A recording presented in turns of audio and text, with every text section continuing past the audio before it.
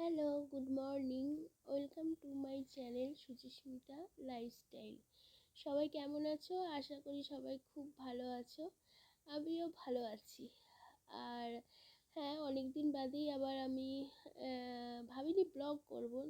Blog ভাবলে অনেকক্ষণ আগে থেকেই সুন্দর করে শুরু করা যেত। তো যাই হোক, মনে হলো হঠাৎ করেই ডিসিশন নিয়ে যে ব্লগ করব। তো যাচ্ছি বাপের বাড়ি। যাওয়ার কোনো প্ল্যান ছিল না, হঠাৎ করেই আমাকে কিছু কাজের জন্য বাপের বাড়ি যেতে হচ্ছে। তো প্রচণ্ড ঠান্ডা, আর আমি উঠেছি অনেক সকালবেলা। আর আমাদের গাড়ি হলো 6:55। তাহলে আর আমার বাড়ি থেকে কলকাতা স্টেশন আসতে হবে, আর সেখান থেকে ট্রেন ধরেই তারপর আমার বাপের বাড়ি। তো অনেকটা সকালেই উঠতে হয়েছে। উঠে সব কাজ সেরে টেরে এখন ট্রেনে উঠে পড়েছি। ট্রেন দিয়ে দিয়েছে, আর এখানে চা খেয়ে নিচ্ছি। চাটা বাড়ি থেকেই তৈরি করা। আমার মা বাবা বাইরে চা খায় না।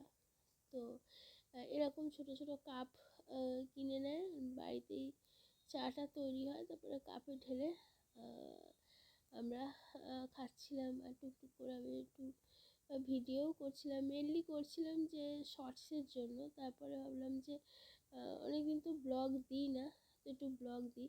অ্যাকচুয়ালি এত ঠান্ডা না, তোমরা জানো, আর আমি এই ঠান্ডাটা আমার একদমই সহ্য হচ্ছে না। তো বুঝতে পারছি না যে কী করবো, ওই জন্য ব্লগ করতেও পারছি না। আর ট্রেনে আজকে এত ভিড় হয়েছিল, তোমাদের কি বলবো। আর ভিড়টা খারাপ লাগছিল না, কারণ এত ঠান্ডা মনে হচ্ছিলো যে একটু হোক, ভিড় হোক, তার যদি একটু গরম লাগে।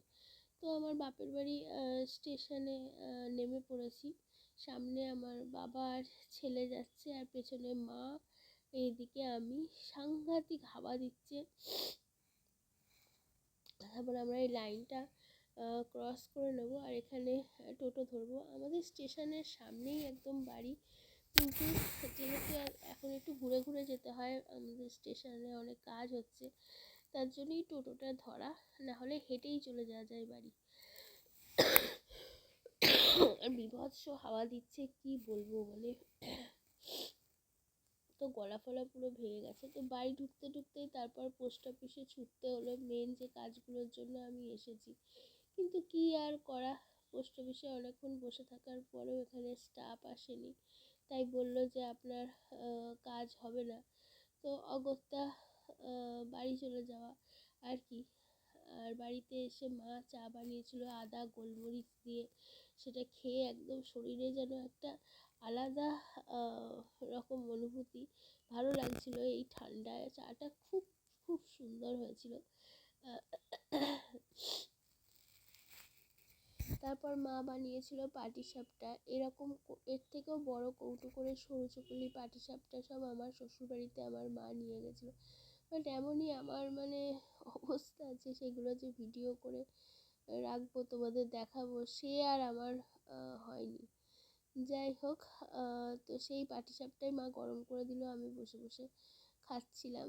আর এখানে সব বালিশ বিছানা বার হচ্ছে, লেপ টেপ, আমার ছেলে শোবে, আমি শোবো। আমরা ঠিক করেছি আজকে এই খাটটাতেই চারজনে মিলে শুয়ে পড়বো, আলাদা আলাদা ঘরে না শুয়ে। মা বলছিল আলাদা ও ঘরে তুই আর আমি শোবো, এ ঘরে। আমি যখনই শোবো চারজনে একসাথে শোবো, আলাদা আলাদা শুতে হবে না। তো এটা হলো আমার বোনের ছেলেদের কম্বল। আর এই যে আজকে মায়ের রান্না, আলু ডিম ধনেপাতা দিয়ে মাখা, আলু ভাজা, ওদিকে একটা পাঁচমিশালি সবজি, আর হলো বড়ির ঝাল। সাংঘাতিক ভালো খেতে হতো। মুখের সামনে চা, এটা বাপের বাড়িতেই সম্ভব। তো চাটা আমার বাবা করেছে, আর চাটা না আদা গোলমরিচ দিয়ে না, মানে পুরো শীতটাকে, মানে আমার পক্ষে খুব ভালো হচ্ছে, কারণ আমি প্রচণ্ড শীত কাটবে। আর কলকাতা থেকে এখানে ঠান্ডা অনেক বেশি, আমি সহ্য করতে পারছি না ঠান্ডাটা। মানে হাওয়া দিচ্ছে, রোদ উঠে গিয়েছে, রোদ উঠেছে বেলা 3টের সময়, ছেলে ঘুমাচ্ছে, চাটা খাই। আজকে আমি 4বার চা খেলাম। এটা নিয়ে আর 5বার চলছে। চা ঠান্ডা। আচ্ছা, তো বিকেলবেলায় প্রচণ্ড কাশছিলাম আমি, তার জন্য বাবা বলল একটু ভেপার নে।